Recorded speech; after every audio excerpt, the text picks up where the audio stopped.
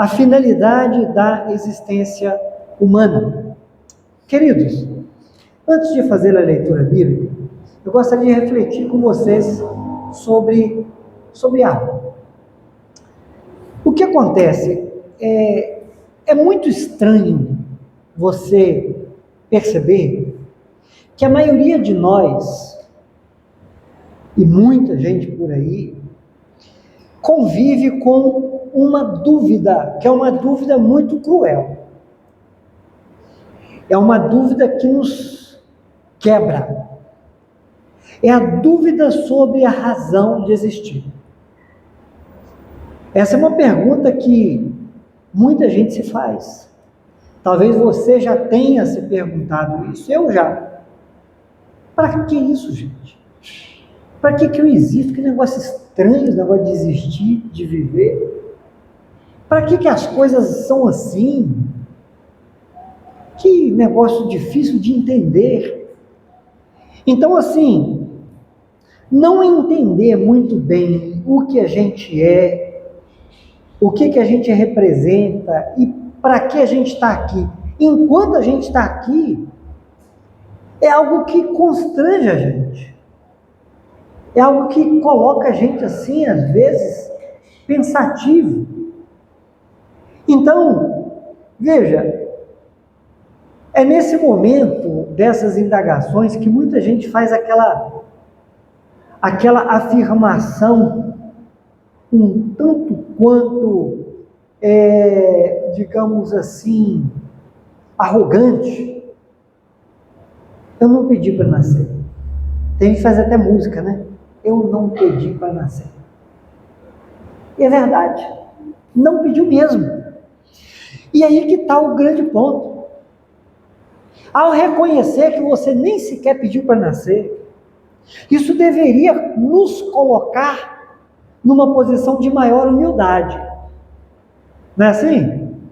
Gente, eu estou aqui, eu nem sei por que eu estou aqui. Quem me colocou aqui? Né? De quem foi essa ideia? Isso deveria fazer a gente ficar mais humilde. Mas sabe o que acontece? Impressionante. As pessoas ficam mais arrogantes. Ficam mais arrogantes. Porque, de fato, olha, se você analisar bem, isso é assustador. Em um dado momento da vida, você descobre, querida irmã, que você existe. Lá não sei com que idade da sua infância, você fala assim, eu existo. Né? Tem criança que faz aí, hoje tem negócio de mêsversário, né?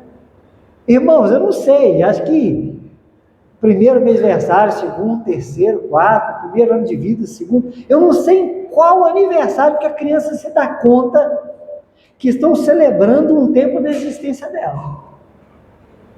É um negócio que é difícil da gente saber, que não dá para investigar, né? Mas o fato é que chega um momento da vida que você fala assim, não, eu existo. Que coisa estranha, né? Então, queridos, vê-se aí uma soberba, então. Por quê? A gente descobre que existe, e quando a gente descobre que existe, a gente pensa que manda aqui.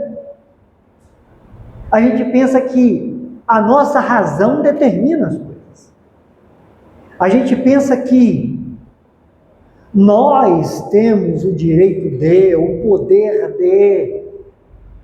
A gente fica então a gente se coloca nesse pedestal.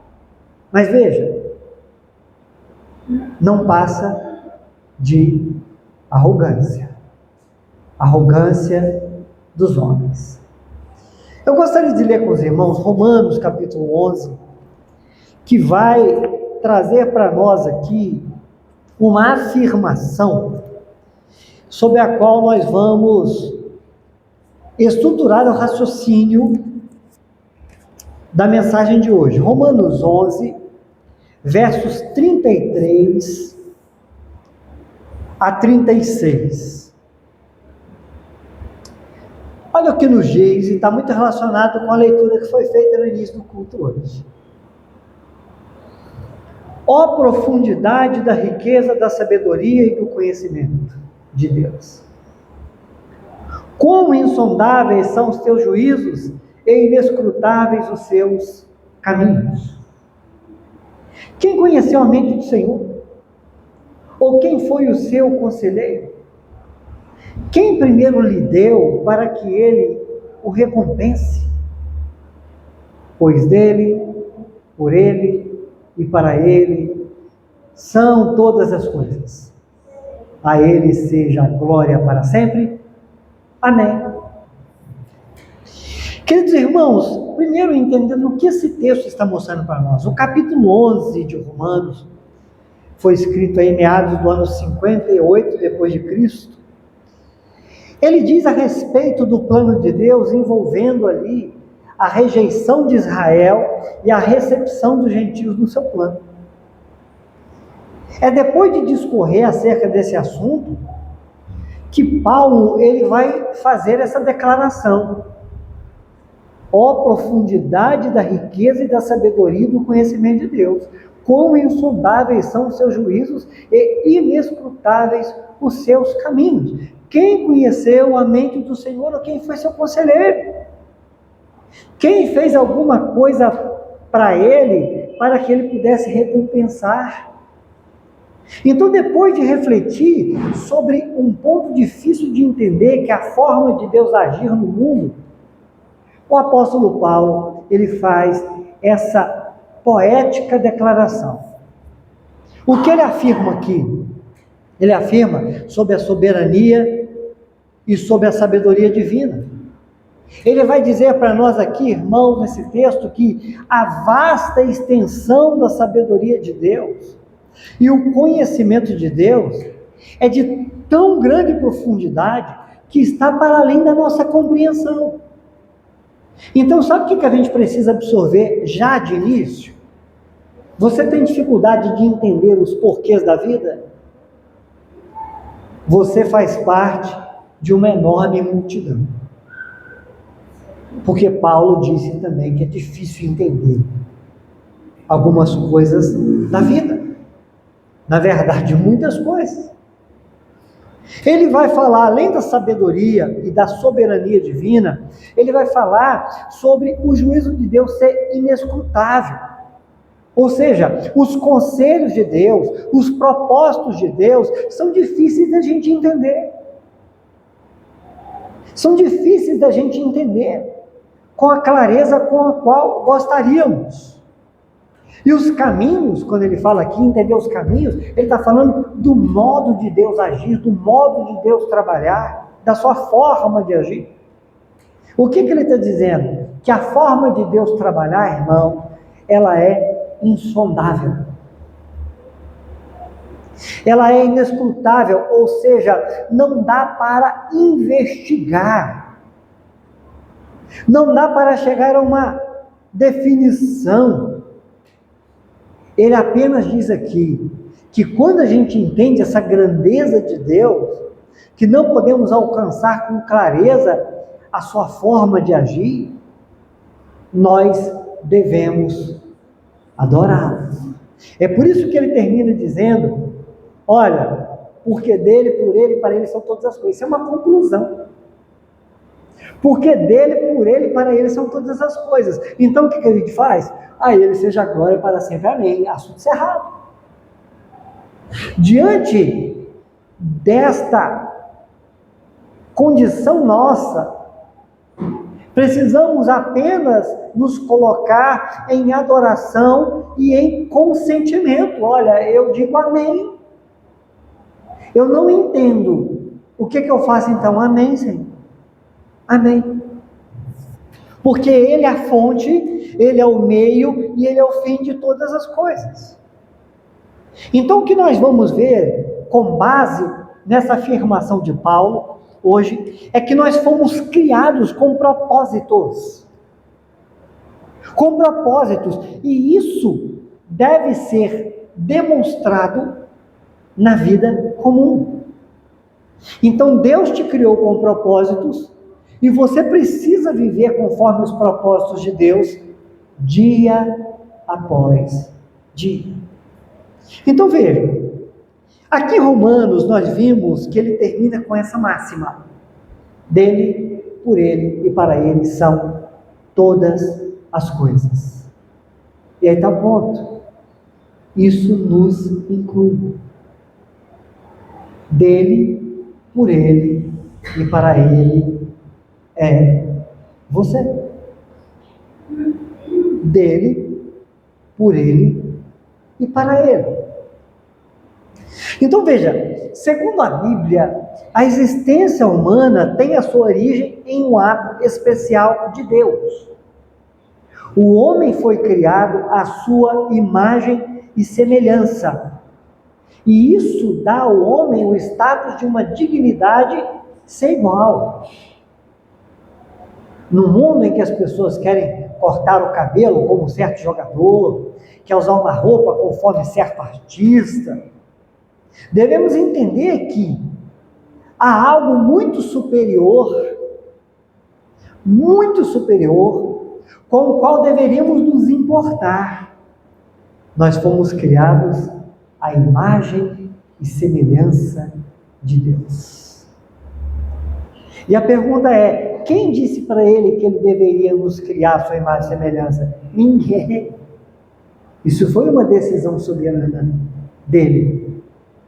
Entendamos, porém, portanto, que a imagem e semelhança de Deus não se trata aqui da ideia de um aspecto físico de Deus, porque Deus é Espírito.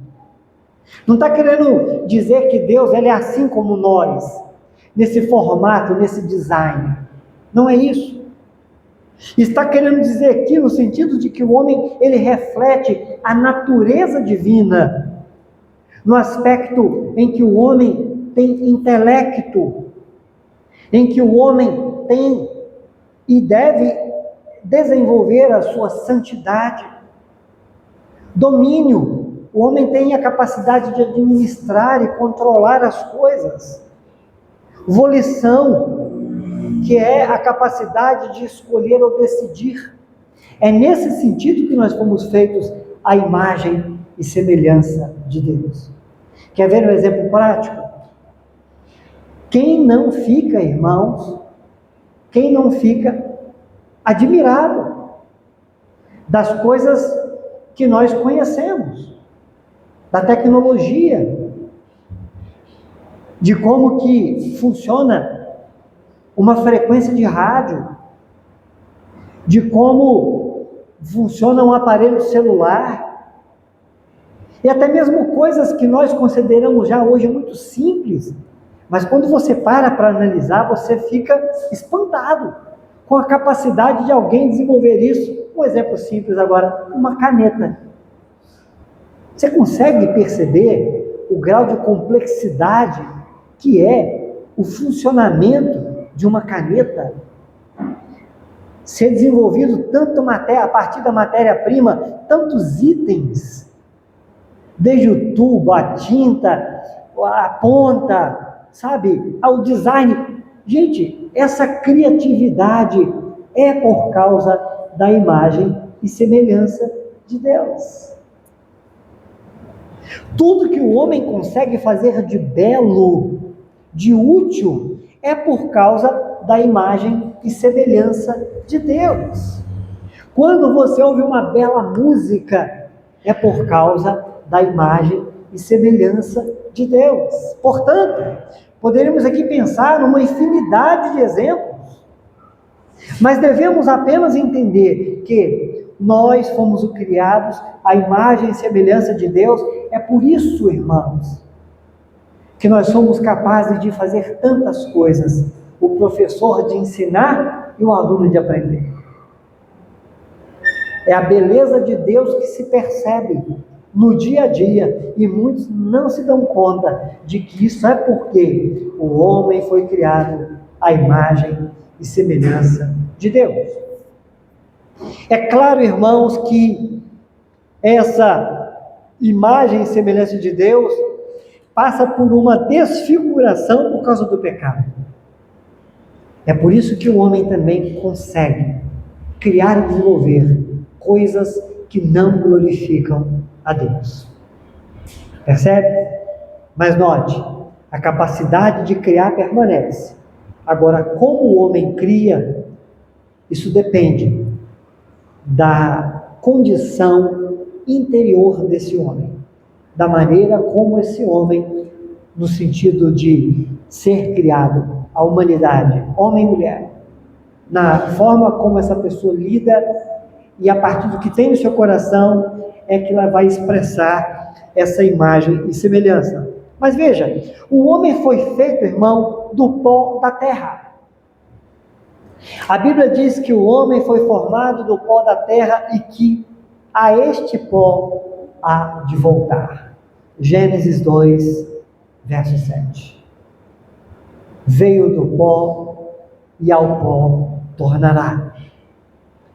A Bíblia nos ensina em Gênesis que quando o homem volta ao pó, o espírito que procede de Deus retornará para Deus. O que é importante aprender aqui, nessa parte, é que o homem ele é constituído de uma parte material e de uma parte imaterial. Isso não significa que sejam duas coisas. O homem é um ser único que tem parte material e parte imaterial, mas é uma unidade. A alma ou espírito, algumas vezes a Bíblia vai se referir a essa parte imaterial como alma ou como espírito, é imortal. Imortal. O que significa isso, irmãos? É que a parte imortal, ou seja, a nossa alma ou espírito, após a morte, permanece com plena consciência. Então, quando alguém morre, há uma separação dessa parte imaterial e da parte material. A parte material, que é onde a parte imaterial habita, essa parte material, ela volta ao pó. E a parte imaterial, que somos nós. Você, o que você pensa, o que você sente, onde habita a sua fé, onde há pensamentos, enfim, você é essa parte que volta para Deus. Para onde vai? No sentido, se vai para a presença de Deus, ou se já vai para o tormento, isso depende de como é a sua experiência de conversão aqui. Se há experiência de conversão aqui. Então, quando alguém morre, aquele corpo formado de pó vai voltar ao pó, e a parte material que somos nós não vai morrer. A morte, portanto, irmão, no sentido teológico, não é o fim da vida, como alguns pensam. Não é o fim da vida. É uma separação dessa parte material, alma ou espírito, que é a própria pessoa, do corpo. Mas a Bíblia diz que vai chegar o tempo que haverá uma ressurreição. Os justos ressuscitarão para a vida eterna e os ímpios para a condenação eterna. Querido, então o homem, ele é esse ser que tem a capacidade de perceber e conhecer e compreender, ainda que em parte, a verdade revelada, as coisas espirituais. Portanto, a pergunta volta. Esse homem que foi criado dessa forma, foi criado para quê? Para que o homem foi criado? O propósito central da vida do homem é amar a Deus, conhecer a Deus, é estar em comunhão com Deus e cumprir a sua vontade. Lembra que quando criado, o homem recebeu uma missão de Deus, uma missão de administrar a criação, de dominar sobre a criação. Então o homem foi criado com o propósito de se relacionar com Deus e de cuidar dos planos de Deus, dos propósitos de Deus aqui nessa vida. Ora, amados, Nós estamos aqui e a pergunta é: como estamos vivendo essa vida que Deus nos deu? E aí nós precisamos então compreender o papel do ser criado aqui na vida, nessa sociedade.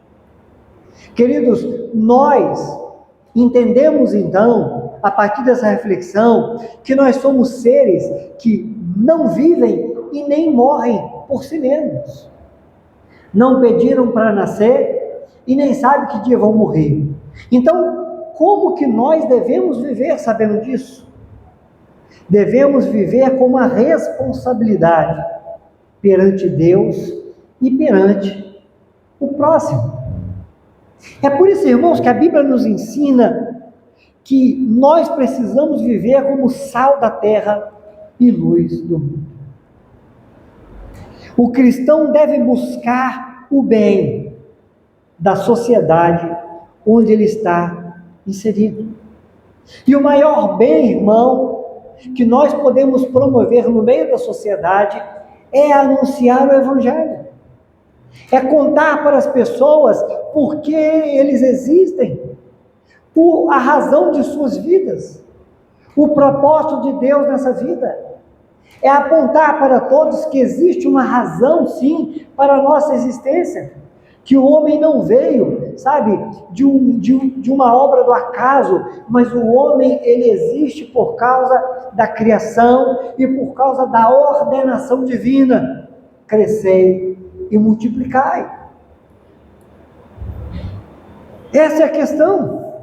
E como nós que fomos alcançados pelo Evangelho, precisamos então viver, irmão, tendo essa consciência, com o desejo de anunciar a Cristo para aqueles que vivem sem esperança. Então nós vivemos em uma situação em que nós precisamos ao mesmo tempo cuidar, irmãos, para não nos esquecermos da nossa esperança. Porque em dado momento a gente se pega, sabe como? Sufocado nessa vida, esquecendo do propósito dela. Esquecendo, irmãos, que nós chegamos sem saber por que chegamos e não sabemos quando iremos. E vivemos aqui como se tudo dependesse daquilo que nós podemos produzir e realizar para nós mesmos. Mas a palavra de Deus diz, lembra-se, Romanos, porque dele, por ele e para ele são todas as coisas. A nossa vida precisa viver nessa, irmãos, realidade. Queridos irmãos, precisamos entender isso, que como cristãos devemos buscar o bem, agir como sal e luz nesse mundo, como sal da terra e como luz do mundo. E o maior benefício que o cristão pode prestar à sociedade é anunciar o Evangelho.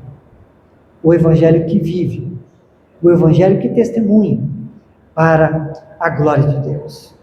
E é claro, irmãos, como nós vamos salgar, iluminar, sem que haja uma verdadeira regeneração em nós. Então perceba como que nós somos chamados para uma vida transformada, para que, sendo transformados, sejamos instrumentos da revelação de Deus para a nossa comunidade. Somos chamados para isso. Chamados com propósito. Devemos então, irmãos, entender que precisamos fazer a diferença nessa vida. E como se faz diferença nessa vida? Como podemos ser sal e luz? Primeiro, irmãos, sendo transformados, tendo uma vida que condiz com a palavra que anunciamos, cremos. Uma vida transformada para a glória de Deus. E essa vida transformada, ela vai refletir aqui, irmãos, com obras. Obras que promovem o bem das pessoas e glorificam a Deus em primeiro lugar. Então nós tanto precisamos falar das coisas de Deus, falar do Evangelho do Senhor Jesus Cristo, falar da salvação que alcançamos por meio dele, como também, irmãos, estender as mãos para ajudar as pessoas. É lamentável que muitas igrejas estão ficando abarrotadas de dinheiro, estão sendo sempre, sabe, incrementadas de muita pompa, de muito luxo até, de muito espetáculo, de muito entretenimento, mas está faltando evangelho e está faltando caridade, amor. Jesus Cristo disse uma vez, irmãos, está em Mateus 25, dos versos 35 a seguir. Deixa eu ler aqui com os irmãos como é importante a gente observar que existem partes do Evangelho do Senhor Jesus Cristo que simplesmente parecem que não existem mais, porque são partes esquecidas da mensagem. Quer ver o que diz aqui, a partir do verso 35 do capítulo 25? O verso 34, melhor dizendo. No 33, voltar só mais um pouquinho. E colocará as ovelhas à sua direita e os bodes à sua esquerda. É o que a Bíblia está dizendo. Vai haver uma distinção entre pessoas e pessoas.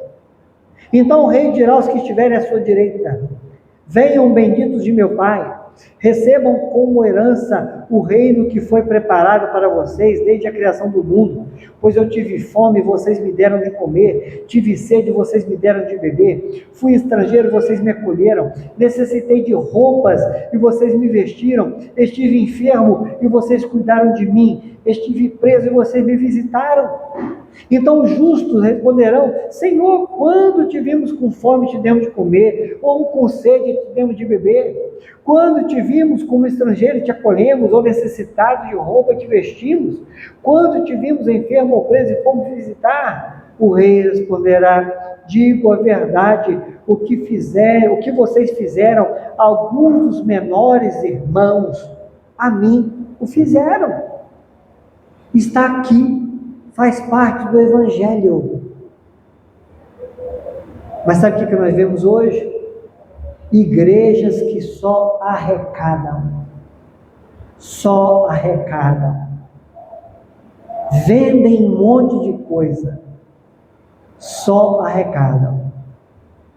Mas o Evangelho está dizendo que o povo de Deus, aqueles que foram chamados, eles cumprem um papel na sociedade, o papel de continuar fazendo aquilo que Jesus fez: compartilhar pão, compartilhar palavra, compartilhar verdade, anunciar o Evangelho, onde há libertação dos poderes malignos, libertação de todo mal, e também, irmãos, atitudes que beneficiam as pessoas, porque isso é uma expressão de amor. Eu estava lendo o Evangelho de Marcos e me deparei com uma situação que me colocou para pensar. Jesus chegou na casa onde havia uma moça que havia morrido. Jesus ressuscitou a moça. Quando ele acaba de ressuscitar a moça, sabe o que ele fala? Dê alimento para ela. Olha que interessante. Ele fez um milagre, mas mandou que as pessoas ali dessem alimento para a moça. Percebe? Existem coisas, irmãos, que Jesus quer que a gente faça, e a gente precisa fazer. Então veja, devemos auxiliar as pessoas, devemos viver aqui, irmão, de modo a fazer a diferença. ser sal e luz. E caminhando para a conclusão, irmãos, ter o entendimento de que essas verdades que aprendemos do Senhor, nós vamos anunciar, cumprindo o nosso papel de anunciar, mas tendo a certeza de que somente o Senhor é Senhor da consciência. O que significa isso, irmãos? Que as pessoas são livres para aceitar ou rejeitar a verdade que nós estamos anunciando. O nosso papel é de cumprir o dever de anunciar. Agora, como Josué disse, capítulo 24, 15, se porém lhes agrada servir ao Senhor, escolham hoje a quem irão servir. Se aos deuses seus antepassados serviram, além de Eufrates, ou deuses amorreus, em cuja presença vocês estão vivendo. Agora, eu e a minha família serviremos ao Senhor. Então devemos respeitar a liberdade religiosa, mas também devemos cumprir o propósito de Deus de anunciar o Evangelho. É nosso dever, irmãos, anunciar o Evangelho. Então, o que nós podemos concluir disso? Porque dele, por ele e para ele são todas as coisas. Nós fomos criados, não pedi para nascer, é verdade. Isso deve fazer você dobrar o seu joelho, porque a pergunta é: se você não pediu para nascer, alguém que é muito maior que você te colocou aqui, e você deve perguntar para esse que te criou: o que queres de mim, Senhor, Criador meu, Deus meu, soberano? Percebe? Nada deveria ser tão importante para nós, irmãos, do que entender o plano de Deus para a vida que Ele nos concedeu. Nada deveria nos preocupar mais nessa vida. Meu Deus, para que eu estou aqui? Qual o seu propósito na minha vida? Aos Colossenses, Paulo escreveu uma coisa, 1,16, ele diz o seguinte: olha, porquanto nele foram criadas todas as coisas no céu e na terra, as coisas visíveis e as invisíveis, sejam tronos ou dominações, sejam governos ou poderes, tudo foi criado por Ele e para Ele. Meu irmão, nós fomos criados por Deus e para Deus. Portanto, vamos viver, irmãos, de modo a exaltar o nome do Senhor. Vamos fugir das distrações dessa vida e vamos nos curvar diante de Deus em total confiança e esperança. Não se desvie daquilo que você tem como revelação de Deus, a palavra de Deus para a sua vida. Você foi criado por Ele e para Ele. Vamos honrar a Deus com a nossa vida, em nome do Senhor Jesus. Vamos orar. Pai, nós queremos te glorificar, porque hoje podemos entender, ó Pai, sobre o propósito da nossa existência. Nós não pedimos para nascer, mas o Senhor decidiu que nasceríamos. E nascidos, o Senhor nos fez entender a Tua palavra, o Teu Evangelho. E agora, vivendo aqui, Pai, sabemos que um dia partiremos e estaremos para sempre com o Senhor. Mas que temos uma missão aqui, Pai, de ser sal da terra e luz do mundo. Usa-nos, ó Deus, e nos dê maturidade para viver com essa confiança, com essa esperança, dando frutos para a glória do Teu nome. Que estejamos firmados, ó Pai, na revelação naquilo que o Senhor diz como propósito da vida, para a glória do teu nome, em nome do Senhor Jesus. Amém e amém. Louvado seja o nome do Senhor. Amém, queridos?